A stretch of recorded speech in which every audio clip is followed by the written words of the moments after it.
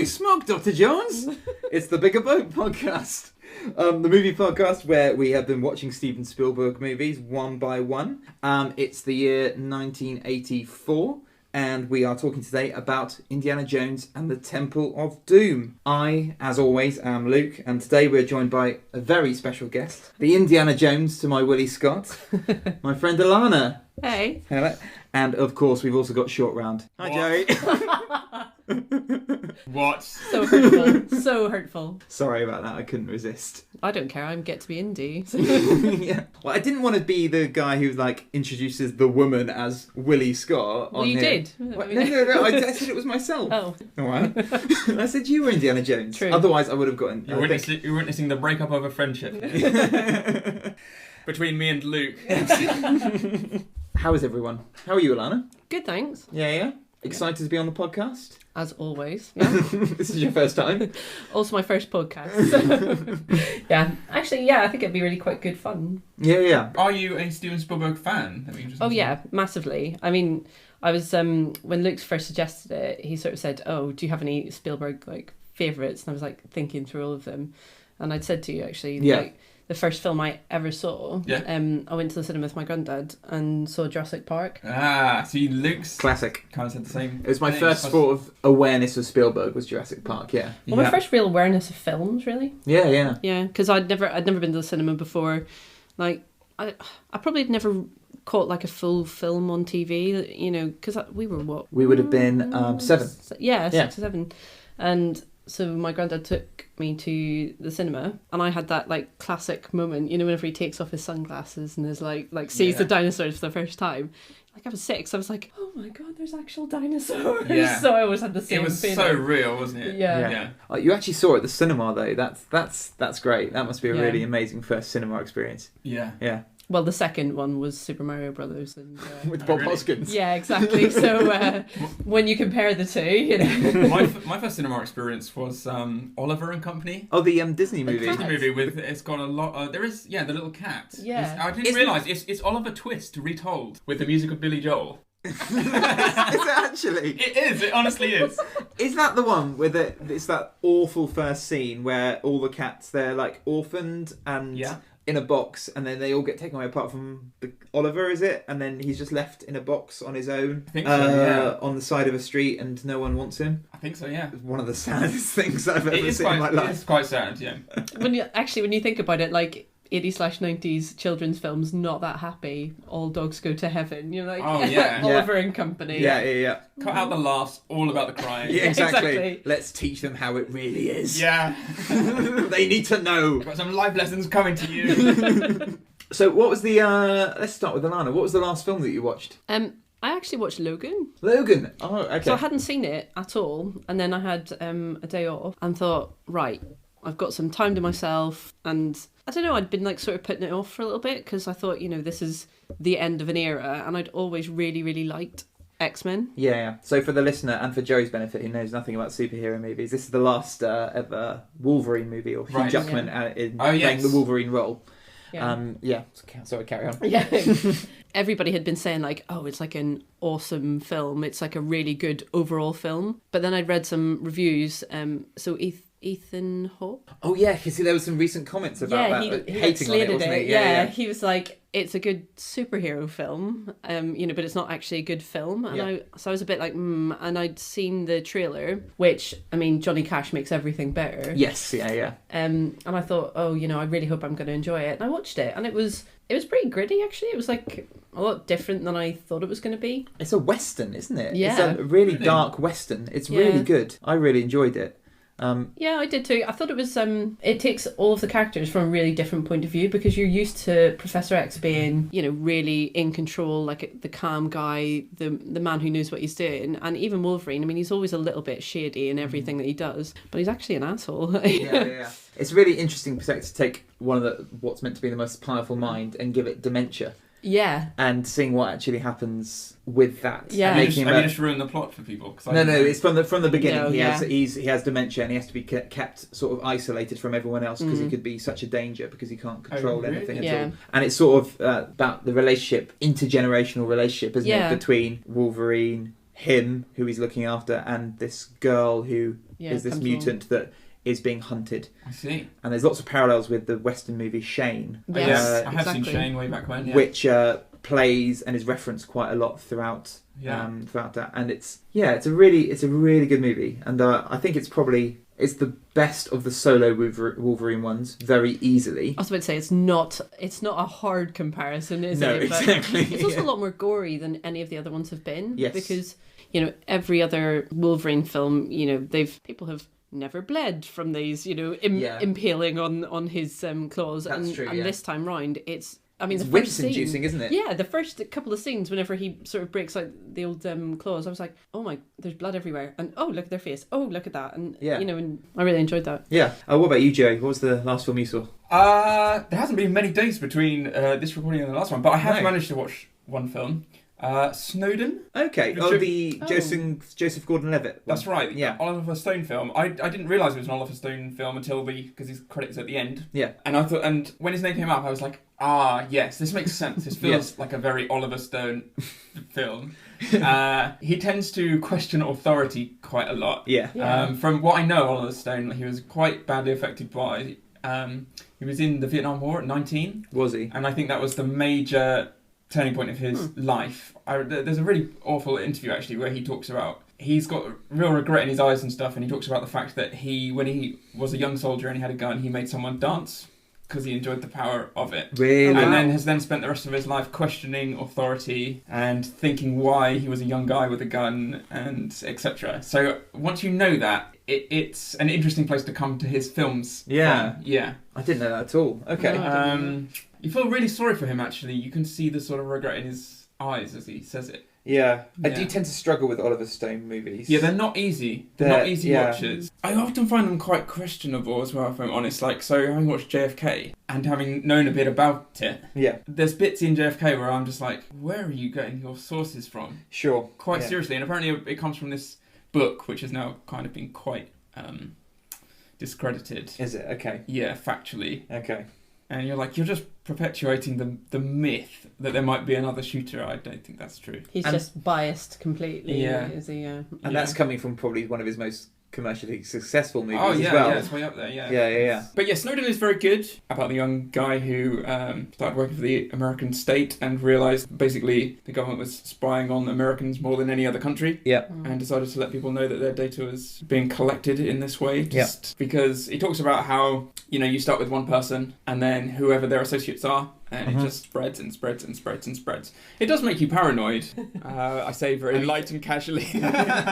You say filming something for the internet. I mean, apparently there's recording equipment everywhere. Oh, really? Oh, man. So did you not catch that on the microphone? I should put my clothes back on. Please. Has Joseph Gordon-Levitt ever made a bad film? I can't think of any. No, I mean, I love 500 Days of Summer. It's way up there. That was our proper, our time. Yeah. Yeah. Right, Luke, let me ask you, have you seen a film this week? I have, and I saw Tomb Raider, the new one. Ooh. The new one, with right, Alicia Vikander. Yes. Yeah. Which I didn't. I hadn't seen it. It's just come out on DVD, and it's essentially trying to reboot Indiana Jones. I think it's so similar to the Indiana Jones trilogy, but with a few major differences. I think your lead is female. So with that, one of the reasons Indiana Jones, we've talked about this, works so well is because of Harrison Ford himself and the humour and the dialogue that he's given. Yeah, as well as his relationships, which includes with Marianne. Yeah, so the set pieces in the new Tomb Raider are, I think, really good. I think it's influenced quite heavily by the game, the latest incarnation of the Tomb Raider game, where they've tried to give Lara Croft more of a boobs. Less boobs. less boobs. Controversy. Oh, wow. A more realistic representation of what an actual woman. And then they had Alicia Vikander. Yeah, I know, exactly. Yeah, but so the set pieces are very, very good. And Alicia Vikander is very good in the role, but the story. So I don't think the dialogue's there, and it is lacking a bit of humour. The villains aren't very memorable. Yeah, better or worse than Angelina Jolie? Much worse. So I think this is better than the Oh. Angelina Jolie ones. Oh, really? Oh, right. Sorry, better. Better. I think- yeah. I think Excellent. this is better than the. I just didn't get on with the Angelina Jolie versions of one. It just didn't really do it for me. Like there's a bit in it where she thinks her dad's dead. She's discovered a secret lab. The dad has said, "This is all my research on the thing. Whatever you do, make sure it doesn't get into the wrong hands. Make sure you burn all of it. Don't make whatever you do not bring it to the people." And she's like, "You know what? I might just bring it to with me on the island, you know." And then naturally she gets to the island, Yeah. brings it directly, and they were like, "Oh, this is exactly what we've been waiting for." Cheers. Oh, for that. brilliant! Yeah, great. End credits. Then just a nuclear bomb, and then end. She's Oh just god, there sounds like Indy 4. Yeah. Get her in the fridge. So we're talking about Indiana Jones and the Temple of Doom today. Do we think so? Apart from the fourth one, Which doesn't count. Which doesn't count. Agreed. This is probably the weakest, or the one that hasn't held The up weakest of the original of trilogy. the original trilogy. Yeah. Is that are we all in agreement with that? I think so, Yeah. yeah. I mean, it's much darker, isn't it, than compared to the previous ones? Yes. Yeah. Yeah, there's considerably less laughs in this one, isn't there? Yeah. I think, though, part of it is because of, at the time whenever it was filmed, I think they were both a bit in bad places, weren't they? George That's what Lucas they- and Steven Spielberg, I mean, yeah. Yeah. From their personal lives, yeah. Yeah. Yeah. Well, I've heard Lucas say in an interview that basically he just did like set piece after set piece after set piece, and then when it was edited together, it was like, oh, the end result is it's a much darker film. Yeah. So it sounds as if he never actually quite gauged that he was making a very dark film, despite the fact, surely, he was aware he tears a man's heart out, there's snakes within snakes, Yeah. there's eyeballs in soup, etc. And I talked about this with the Raiders of the Lost Ark, the fact that Spielberg is probably responsible for most of my childhood nightmares. Yes. And Temple of Doom is no exception. So you mentioned the scene of a man's heart being pulled out. Yeah, still beating in Still his hand. The image of monkey brains. Oh, he's Oh, monkey really? brains. Yeah, and the image of Willie inserting her... Oh, wait, that's a different movie. No, when Willie's inserting her hand into a bug, this Oh, yeah. canal of bugs. Similarly, I know you did the Jaws episode already, but I mean, man, I was afraid to go in the bath. I think I saw Jaws whenever I was about 7 or 8, so I saw it after Jurassic Park. And oddly enough, Jurassic Park not the same. You know, it's not like I was afraid to go into the woods in case a dinosaur got Oh, I me. was. But like, Yeah, that was absolutely terrifying. Couldn't go on the loo. I genuinely, I would be going to have a bath and be like, chances are a shark will get me. Yeah. Like 100%.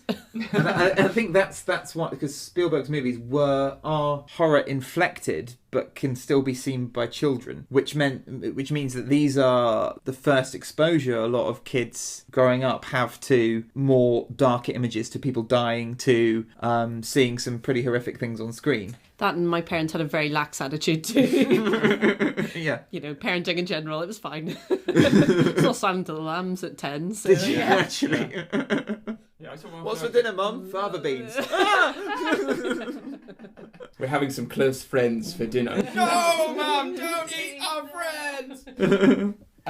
So Alana, you mentioned the sort of the personal aspects of what was going on with Spielberg at the moment. So he just had broken up with his long-term Amy Irvine, and they'd eventually reconciliate while they were shooting this, I think. Yeah, which is interesting, Yeah, isn't it? yeah. Because he sort of gets a bit Spielberg the player. Gets a bit close with Kate Capshaw as I well. wonder if at it's the time. ever been called that.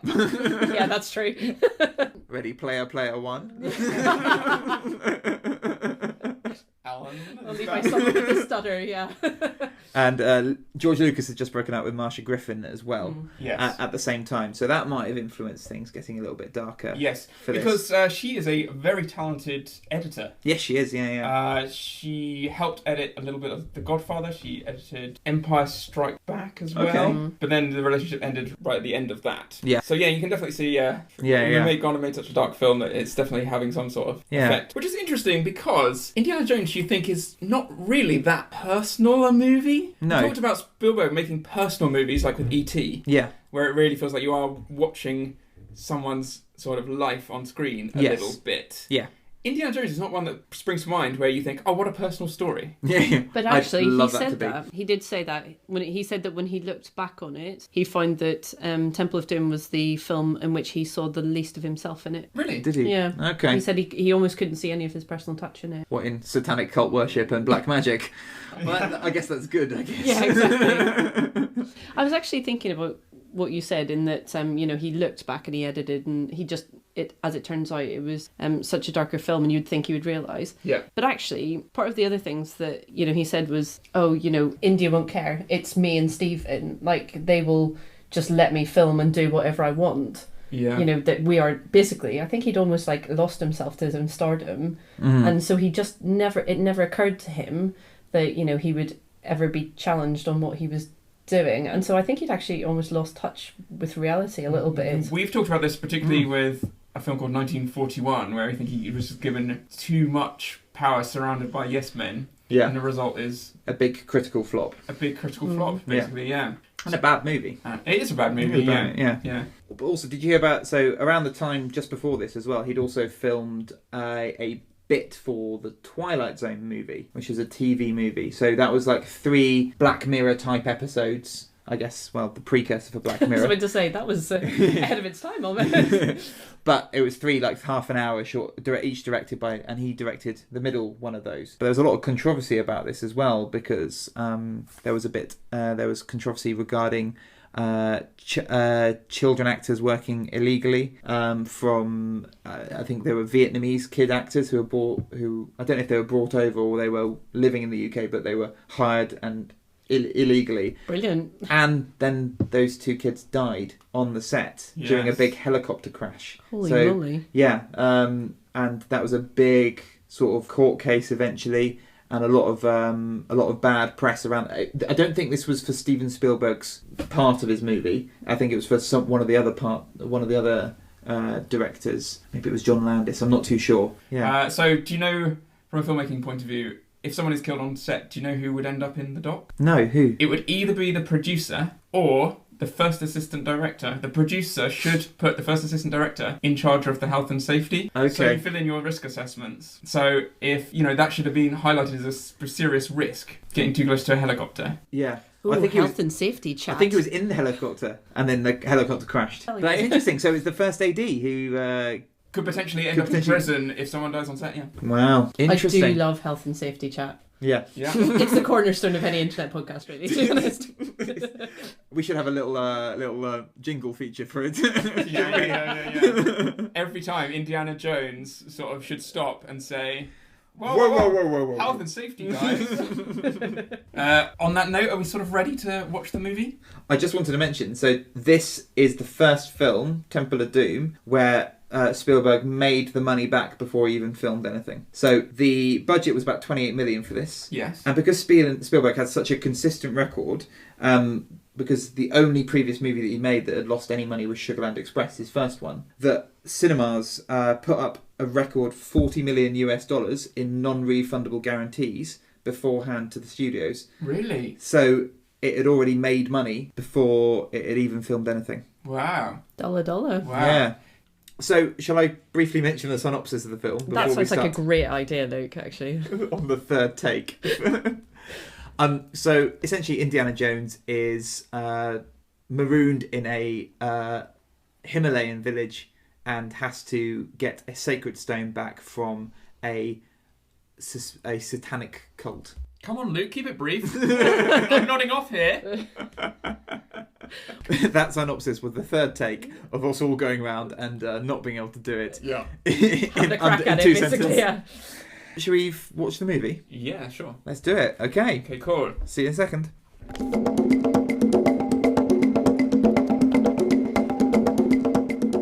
Right, welcome back. We have just watched The Temple of Doom. We have, yeah. So, thoughts, guys. What should we start with? Racism or sexism?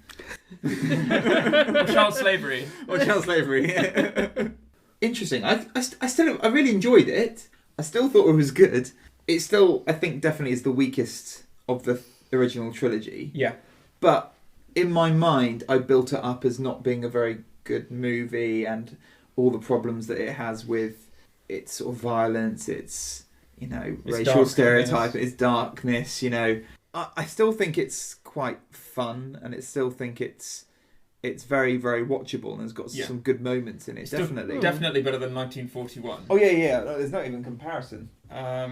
But there are huge sections of it which there is no laugh at all. It doesn't let up That whole bit For in the Temple of Doom. For essentially a kids' movie, I know you always try to like cater for the adults who bring their children to the cinema or whatever, but it is just so dark. It is dark thing after dark thing after dark thing. Yes. There was one thing actually much. that you said, Luke, which was, well, that's the first laugh we've had in. That was you, Joey. You said that, wasn't it? Well, that's laughed in 45 minutes or something. Yeah. And I think I can remember most of them individually. You know, it's not like Raiders where like the whole thing you think, oh, well, that was quite funny, or oh, yeah, that was I think good. there's about 5 times we all sort of laughed. Well, that's a good question to start off with then. So why is it so different? Why is it different from the other 2, the Indiana Jones films that bookend it? One of the examples that I wrote down.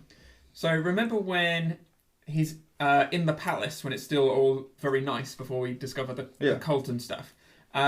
Remember where that henchman gets sucked up into the ceiling fan by the whip. Oh, yes, yeah. And then there's also a shot from above, and you see his actual body when he's being hung by the whip, and he's spinning around. I just found myself saying, like, would that shot be in Raiders of the Lost Ark? I don't think it would. And if it were, it would probably be in a shadow or a silhouette or whatever, which we've established before is something Disney used to do. Yeah. Which means you can get away with a lot of violence because you can see clearly what is going on, but you're not showing any of the gore. You're like, that henchman has actually died in front of us. Yes. And now they're really, really hammering it home. Yeah.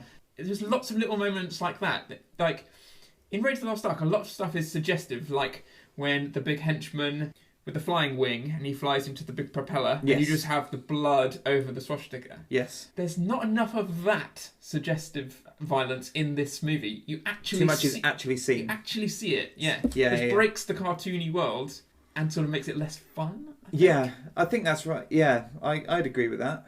For me, it's something completely different that makes it a less enjoyable film. When you look at Raiders, your automatic bad guy are Nazis. Everybody hates Nazis. Yeah. And in this one, you basically go, we don't like these brown people. Yeah. So that does bring up the problem with racial stereotyping, doesn't it, in this movie? You've got a few groups of different types of, indigenous people, haven't you? You've got the villagers who appear to be all poor and starving until they wait for a white hero to come and save them, from the bad colonialists who have taken their children away. You've got the sort of the rich Maharaja's palace people, the rich, wealthy the Indians. Oxford-educated England, exactly, English-educated, English-accented Indian guy, the bad guy, but who are enjoying a feast of beetles and monkey heads, and snake surprise. And then you've got the ritualistic cult. So 3 distinct groups, all negatively portrayed in the movie, with the white people and Short Round coming to save the day in the end. Well, don't forget, we open with a scantily clad man with a funny little moustache banging a giant gong to the tunes of what is essentially tingy-tangy oriental music. Yeah, yeah. I don't think it's malicious or its intent is malicious, but I just think it's a product of the time it was in. A lot of the time there were Asian stereotypes which, although not malicious I don't think in this movie, have contributed to a lot of Western stereotypes about Asian culture in general. We saw some of that other sort of negative, stereotypes as well in other Spielberg movies, like Raiders of the Lost Ark to a degree as well, and 1941, remember we were watching that scene where the guy gets soot on his face and it's like he's blacked up and then gets asked to go to the back of the tank. Yes. I know, right? It feels a bit uncomfortable watching it now, and I think it feels more uncomfortable in that movie than it does in this. Yes. But that's because this is portrayed in a humorous way. But we were saying beforehand that bit in the whole bit in the Temple of Doom, which is mainly when that with the satanic, cult, that is relatively laugh-free. Yeah, but not intentionally. Not intentionally. I don't think they meant it to be. They weren't like, let's make this, multi-million-dollar film, and let's make a large portion of it quite uncomfortable and sad. Yeah. I think it's just we are looking at things now with a very different viewpoint, aren't we? We are, yeah. And which is why I don't think it's malicious, and why I still think I can enjoy the film, because although we have an awareness that these stereotypes aren't particularly helpful, although I don't think there was sort of malignant intent. The problem primarily is that although we were born in the 80s, we didn't grow up then, and by the time we came into awareness of racism, sexism, all of that sort of thing, it had actually become a very pertinent topic in our lives. So something that may not really have featured to our parents' generation, who would have been the people who were watching it, suddenly to us was like, I don't really feel as comfortable as maybe my parents would have done watching it. Yes. No, I don't disagree with anything you're saying at all. But then again, his next film is The Colour Purple as well, which is a story about... Do you think that's to make a point? Maybe. Blind panic. I'm not racist. I don't fall into stereotyping. I can make serious films. Yeah. About serious issues. About race. Yeah, that's true. Yeah. Well, I don't think it was, to be honest, but it's an interesting question, isn't it? Yeah. Short Round as well, although he's the good guy. He's a lot of the comic relief in it, isn't he? Yes. Because the comic relief, you think, because he's Asian, though? No, I think it's... personally, from my point of view, Short Round is a grown-up in a kid's body. Rather than the fact that he's Asian, he's funny, and there's a lot of responsibility being placed on him. Yeah. And he almost takes on the main role of the comic relief, doesn't he? I actually wrote down as a sort of question. Is Short Round sort of exploited by Indy, do you think? Why are you taking a 10-year-old there? Why is he not allowed to be a 10-year-old? Why does he have to do all the adult things of like getting Indy out of serious trouble? Fetch my whip. Yeah, fetch my whip, do what I say. Yeah. Unravel it from that dead guy's neck. Yeah, absolutely. Get my things, and don't forget, especially the whip, yeah. I don't know, I mean, there were a couple of times we remarked on that fact during the film, or I certainly did. But again, there was a very familial element to it, wasn't there? There's a lot of caring for that, isn't it? You can tell there is, yeah. There's a good relationship. Do you know what I was reminded of? Because Luke and I used to have a housemate who had the entire box set of Tintin adventures. One of the most famous episodes, Tintin in Tibet, because he was searching for his friend Chang. Yeah. And then he's a real helper throughout other episodes and things like that. Yes. So I wouldn't be surprised if that was a reference. True. But Herge wrote that one in response to his Tintin in Africa, which was one of his first ones, where essentially they're all of the black characters are drawn as gollywogs, and really? Yeah, so I think he did that because of a lot of negative impact and negative press Herge had on from his previous essentially racist books. Right, yeah. So yeah, then you could argue that actually having Short Round be Asian is a way of saying, hey, maybe the Indian guys are the bad guys here, but look at his close relationship with this Asian kid that he rescued from the streets. He could be a balancing measure, couldn't he? It could be, but I genuinely don't think they've thought too much into this. I really think the filmmakers have gone into this saying, you know what, not realising they're perpetuating the negative stereotypes and not really realising it's going to be an issue at all.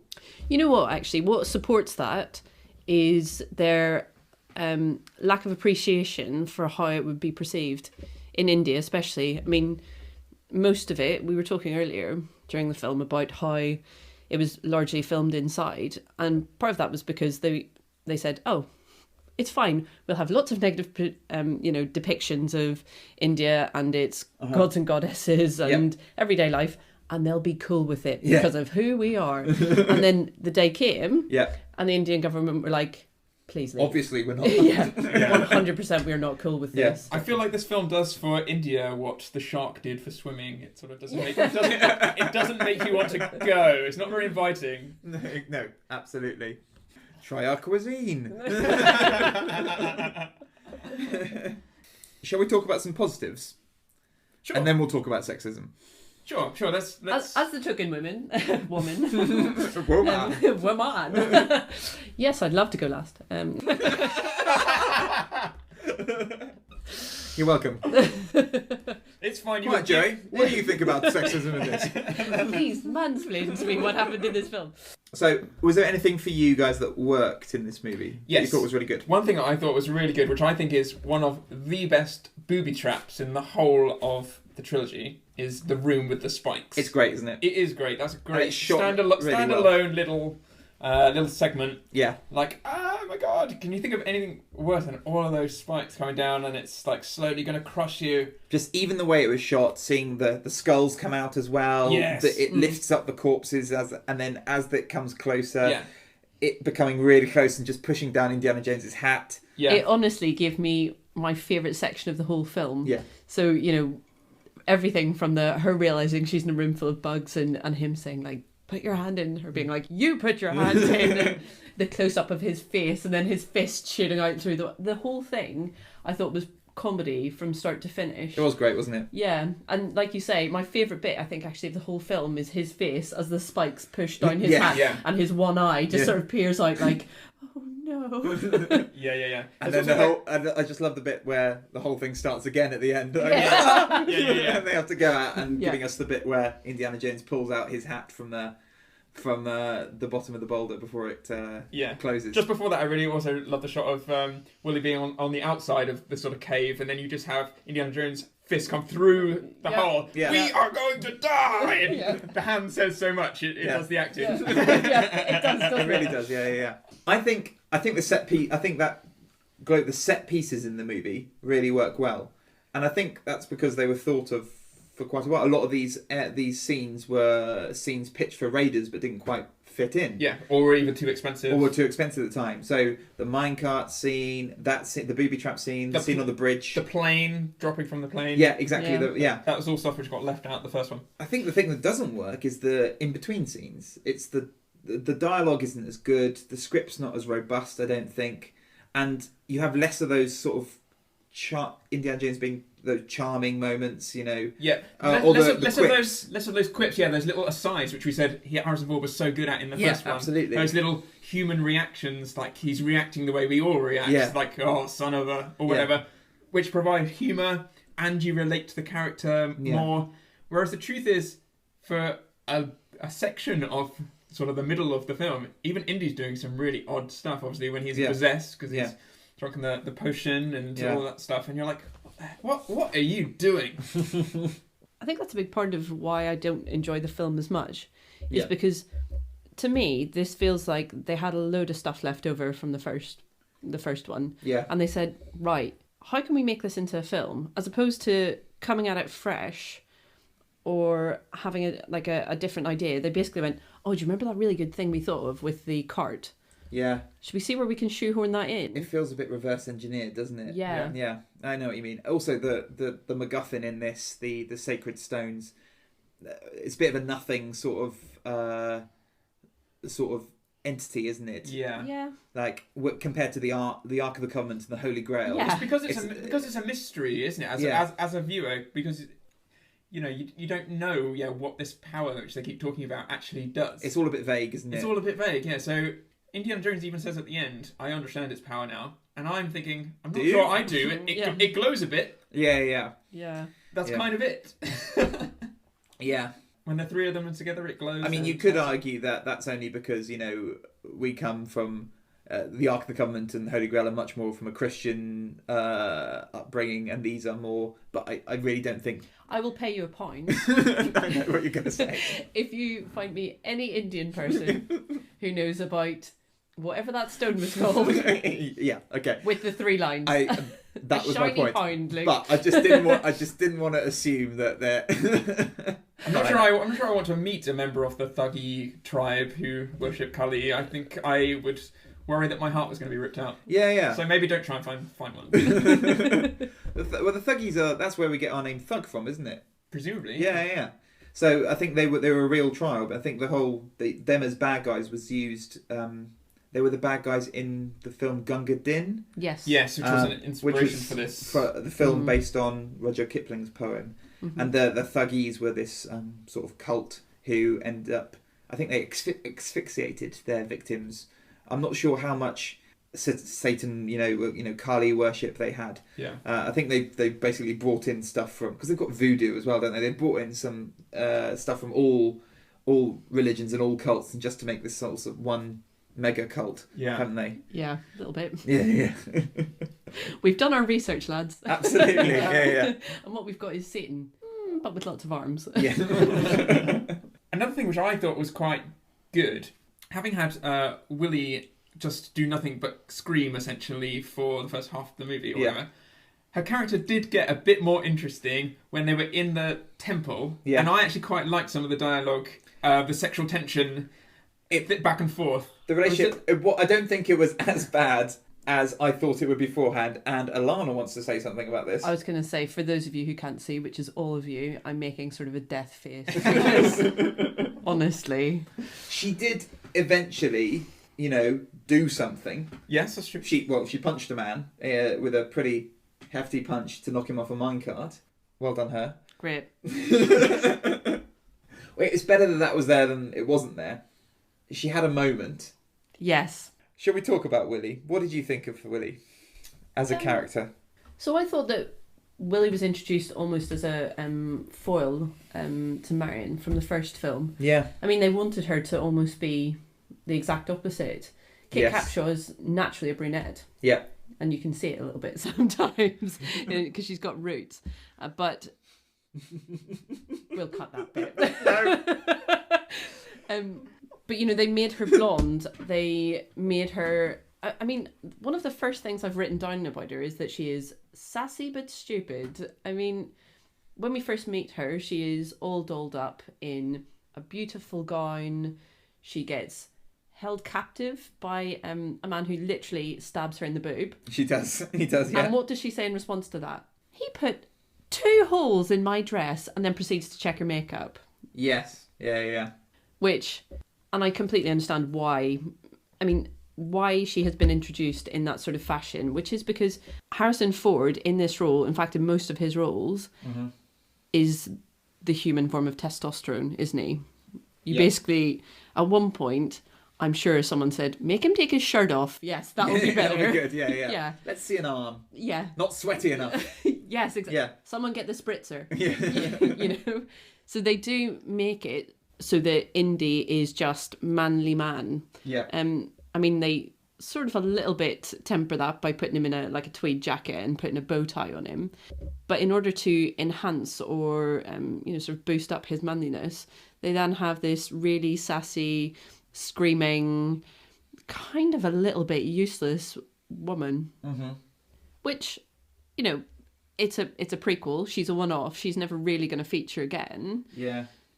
And she is almost meant to show how much more sort of independent Marion is. Yeah. Do you think? Yeah. Marion, who runs her own bar. Why do you think they wanted a counterpoint to that? Why? Because you're absolutely right. I think she is so different from Marion. Marion, is not really generally seen as a feminist hero, but at least comparatively, absolutely, she's Rosa Parks.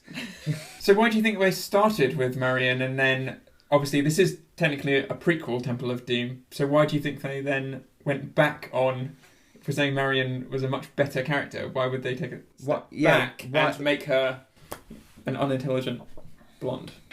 I guess you could say either they wanted to do something completely different, or I mean, there was stuff with Karen Allen on the Raider set, so the woman who played Marion Ravenwood. Her and Spielberg, she came from a stage background. Spielberg is a famous sort of action director. He's very next scene. Doesn't really want to talk about what someone's motivation is for the scene. And I think Karen Allen, was not used to that way of working. And a lot of the film had to be tied up quite a bit or gagged quite a bit, which obviously, is not a particularly comfortable working condition at all. There's bits in The Well of Souls where she's covered in snakes, and Spielberg said to her, he threw snakes at her head to make her seem more agitated, threw tarantulas on her legs, and then more troublingly, he said, I always kissed her gently after every take though. So I don't know what would have annoyed her more. That's not creepy at all. That's not creepy at all. Maybe it's just the way I said it that it comes out creepy. Nope, don't think that's it. So maybe he wanted the next companion to be, the opposite of that sort of independent woman that Karen Allen and Marion Ravenwood ended up being. And I don't think he likes the character. I mean, he called her after his own dog, as we said beforehand. Willie is not independent, but she is a high status woman. like in the musical and stuff, she is the star of the show at the beginning. I have written down here, she is the trophy Western lady. Yeah, she's the She is a vacuous trophy. blonde bombshell. And Is she a Bond girl? So they did want to change women, didn't they? Because they wanted it to be a bit more like the Bond franchise. Yeah, so set up almost as a Bond movie. Yeah. There's also the question of what was happening in their personal lives. So you cannot escape the fact that they were both in a bad place because of relationship breakdowns. Yeah. And actually having the stupid blonde woman who repeatedly comes a cropper, who just adores the man even though he treats her badly. And who often is the butt of the jokes in the fact that, you know, she's the one who gets attacked by the animals, falls off the elephant in the water. Actually, I quite enjoyed that scene. I thought it was quite funny. That was funny. But it's still, she's the butt of all the jokes. Well, I mean, there's a bit where he shoves his whole hand into her bra to get the antidote. Yeah. Yeah. Instead of saying, "Can I have the antidote?" Yeah, I've just written here, sexual assault. Yeah, I wrote something like that. Yeah. Obviously, this film doesn't even pass the Bechdel test. Of course not. No, it didn't even show up to take the exam. And women were excluded. So.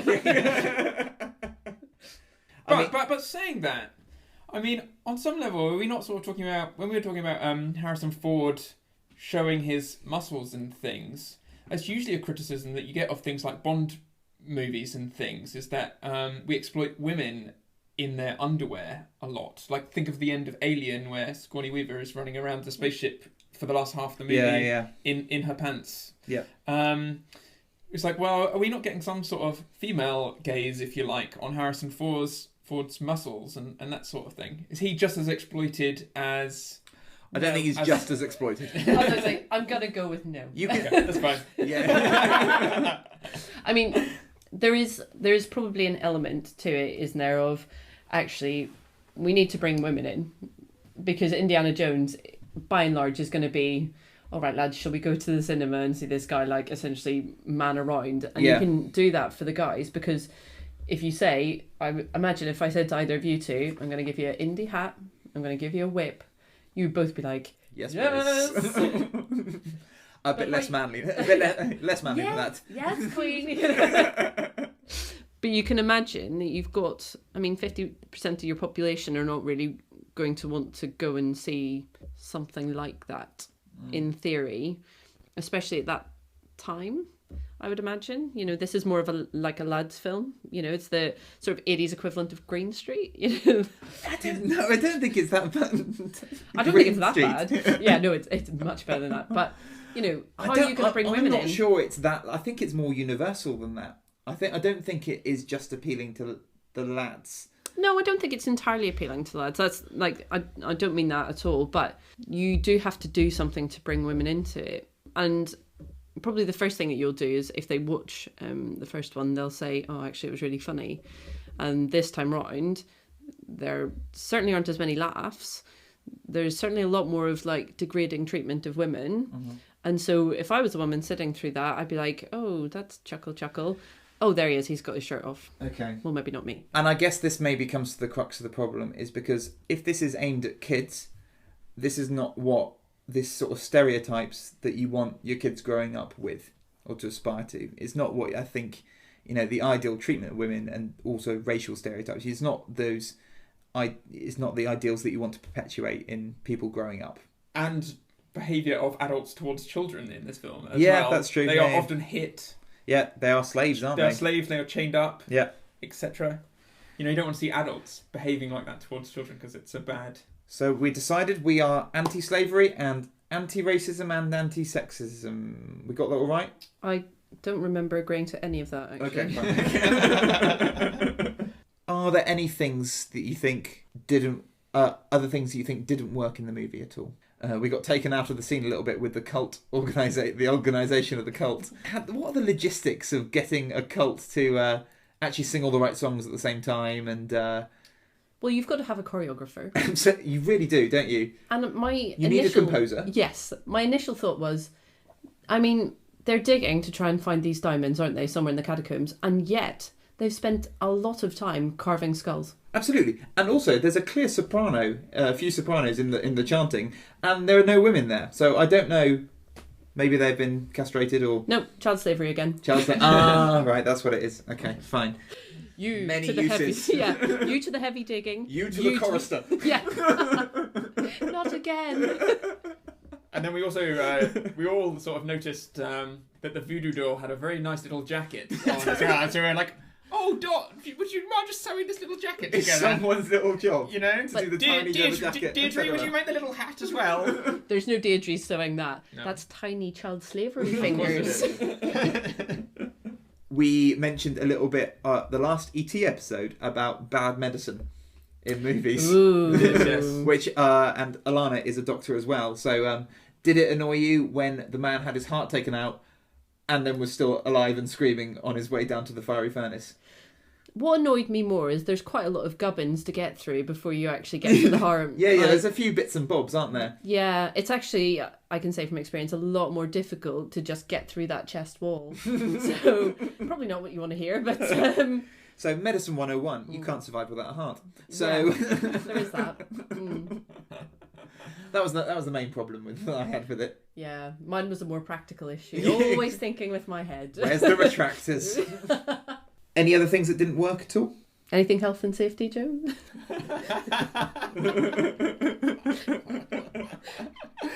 You know, they really should have had some like yellow warnings on that cage before they lowered it into the pit. I couldn't agree more. Where was the man with the clipboard? I know. And a hard hat. I know. And a sign above that lever. Yeah. Don't pull the lever, Crunk. One thing, so we talked about sort of the plotting of all the Indiana Jones films, how they're very fast paced and you don't really worry about the details. But how had the Prime Minister in the Maharaja's palace heard of Indiana Jones and his exploits before? How had Indiana Jones heard of literally Everything. How do you speak all the languages? Yeah. All of them.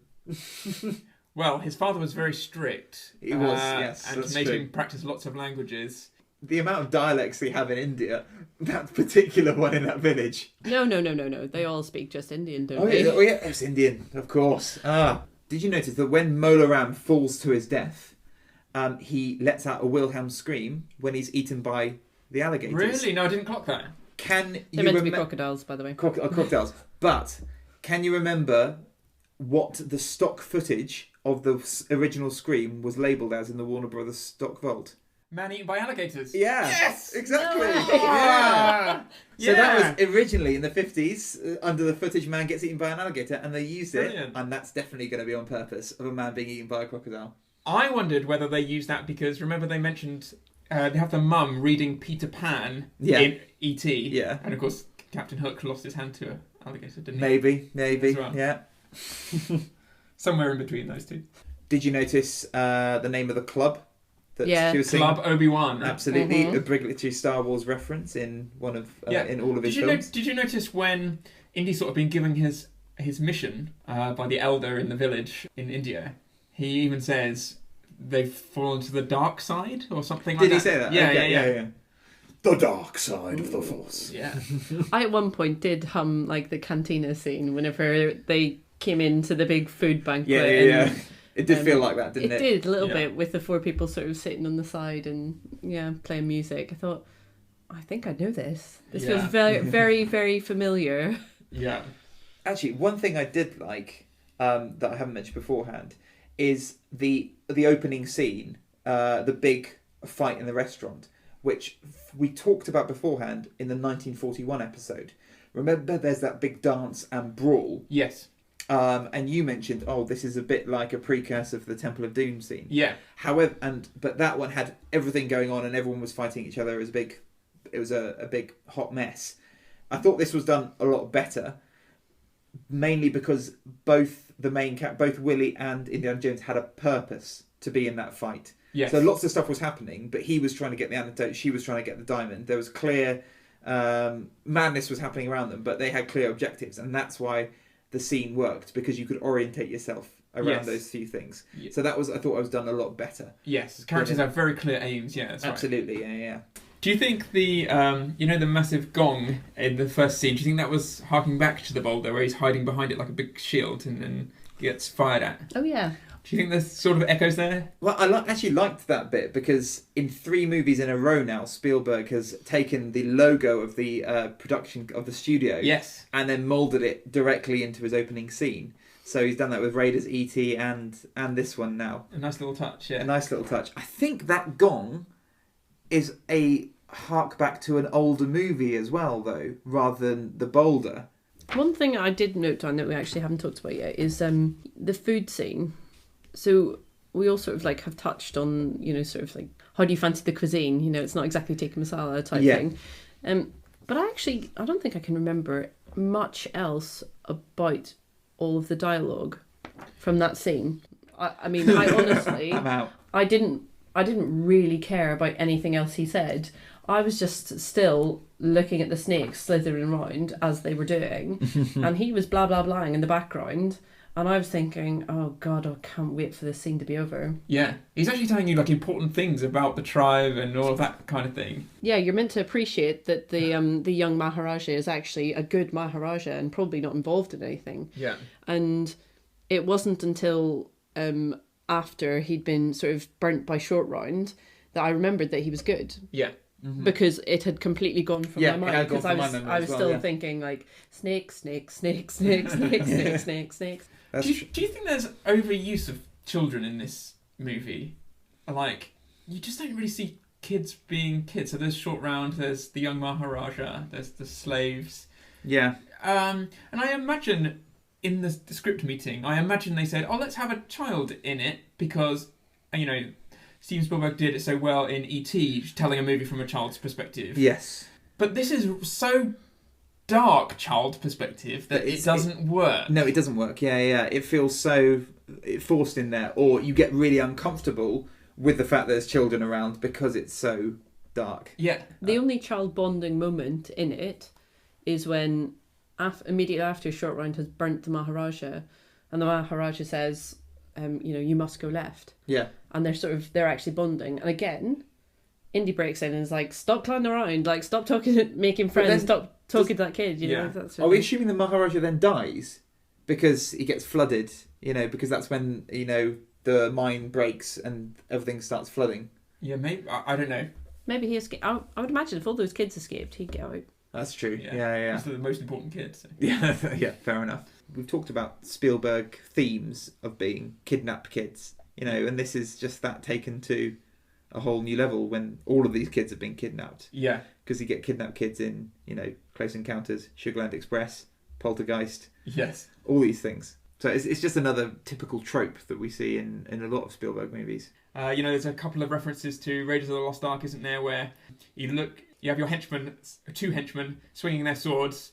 Indy looks at his holster and there's no gun in there. So that was good. He runs towards camera lens really close. Panic hits his face, and then just like the tribes running in the opposite direction in Raiders, you then have the henchman running towards him, and he has to turn around and run. That's it. Yeah, that's was very Buster Keaton. That kind of. Yeah. That's a very nice bit of foreshadowing for his future events because this is a prequel, isn't it? Yes. Yeah. I actually thought the bit where he's standing in the middle of the bridge and they start coming from both sides, and he's just quiet for a minute, and then he goes, "Oh shit!" And I actually thought that was one of the funniest bits of the film. Yeah. Because that's more like Indy from Raiders of the Lost Ark. Exactly. That's the Indy we know. Yeah. That's the in over his head. Unaware of it. I know. Yeah, exactly. Yeah. So apparently Steven Spielberg was not very comfortable with that bridge. So a lot of it, although it looks like it's the middle of the bridge, a lot of it was shot either end. Mm-hmm. And apparently Garrett Brown, who is the man who's credited with inventing the Steadicam, he was also not a fan of that bridge. Okay. So a lot of the things were filmed either end. Okay. And then edited together so it looked like it was in the middle. But apparently Harrison Ford just took one look at it, ran straight across it. Did he? Yeah. What a man. There's even footage of George Lucas being braver as well, and he's actually bouncing on it. He actually does almost exactly what Short Round does, which is like, remember a Short Round? It's fine, yeah. It's fine, it's really strong wood. Bounce, bounce, bounce, and then he falls through. That scene where they go to the village for the first time, and there's the sort of the leader of the village elder who's asked them to, in sort of broken English, to go and find the stones for him. That actor spoke no English whatsoever, and he is just mimicking lines fed to him by Steven Spielberg, who's just off camera. So he's just repeating phonetically what the lines are in English, but he had absolutely no understanding of English whatsoever. Yes, and if you know that and you watch it, there's actually quite long pauses. Yeah. So yeah, Spielberg would feed the line, pause, and then he would repeat it. Yeah. And then if you look, even in the editing, it feels like there's a big gap between the sentences. Yeah. I was very impressed that he knew English, living in a hill tribe. Yes. Yeah, absolutely. Just picked it up off... Well, colonialism. Yeah, good point. You're welcome, India. I am not English. I'm just going to say that now. I'm not one of them. Steven Spielberg said that the only real reason he could have seen for doing it, in retrospect, was the fact that he met Kate Capshaw. Yes. Who, so Willie Scott, the woman degraded in that movie, became his wife. Yeah. They're still married as well. Mm-hmm. Yeah. So they married in 91, I think. So they met on this, started courting a little bit, but eventually he rekindled his old relationship with Amy Irvine during this. Okay. Apparently had a bit of a dalliance with Barbra Streisand beforehand. Right. Okay, I'm going to say player again. Yeah. And then during the mid-filming of this, ended up getting back together with Amy Irvine, and they ended up getting married for a few years. So overall, I think a mixed reaction from all of us at the table here. I still quite enjoyed it, and I thought the action scenes were quite good, but I think the dialogue lets it down. The lack of well-developed characters, and also in hindsight, looking back at it, the sort of role of women and racial stereotyping in it does make it a little bit more problematic to watch, but I don't think any of it was done with malicious intent. So overall, I still think it's the weakest one of the trilogy, but I do think it is. I still quite enjoyed watching it. Oh yeah, still a fun watch. It's still a fun way to spend 2 hours. Yeah, Alana. I'm actually going to say something controversial, which is I didn't enjoy it that much. Mm-hmm. And not maybe it's because the company. Probably, but not because of any of those things. I just don't think it's worth multiple rewatches. Mm-hmm. I think if Raiders is on, I will sit and watch that. Yeah. And this, I mean, it's been on several times. It is on maybe once or twice a year, at least once a year. Yeah. And I flick past it. That's a good point, and I sort of agree with that as well. I wouldn't rewatch it in a hurry. No, but saying that, when someone says Indiana Jones to me, quite literally the first image which pops into my head is the beating heart. Yeah. So it is, whether I like it or not, it is an iconic scene which pops into my head, and it wouldn't, if we didn't have Temple of Doom, maybe I would feel differently about the whole trilogy. Actually, so one of the most iconic scenes that I remember actually comes from this film as well. So the scene of Indiana Jones holding one of those glowing stones, and you get the close-up of his face with the light from the golden stone, with the red and the black lighting from behind him. I think that's probably one of the most iconic Indiana Jones images, and that obviously comes from this movie as well. I don't know, for me it's probably, whenever he's replacing the thing that he's stealing and trying not to... In the boulder scene at the beginning of Raiders. Yeah. That's it for me. Yeah. That very first, he's a thief, basically. He's and you sort of think, oh, who is this guy from that scene? And whereas, I never really think of Temple of Doom, to be honest. Fair enough. Thank you for listening, guys. That has been Indiana Jones and the Temple of Doom. We will be back next week to talk about a bit of shift in tone, actually, from Spielberg's traditional action-adventure movies, where he sort of enters the more sort of serious chapter of his filmmaking. Yes. And we'll be talking about The Colour Purple. Yeah, I've heard him say that it was sort of making E.T. that made him find his feet with more serious implications and that sort of thing. Yeah. So you can't get much more serious than Colour Purple. Have you seen it? Very serious film, yeah. I feel like Schindler's List, maybe.